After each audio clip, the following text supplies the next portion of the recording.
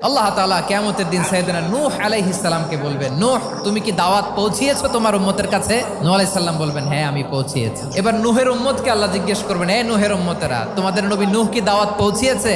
নূহের উম্মত বলবে, না আল্লাহ, কোনো দাওয়াতও আমরা পাই নাই, আপনারাও চিনি নাই, জান্নাতও চিনি নাই, জাহান্নামও চিনি নাই। নূহ আলাইহিস সালাম বিপদে পড়ে যাবেন। তখন আল্লাহ বলবেন, নূহ তোমার পক্ষে কোনো সাক্ষী আছে? নূহ আলাইহিস সালাম বলবেন, আছে। কে?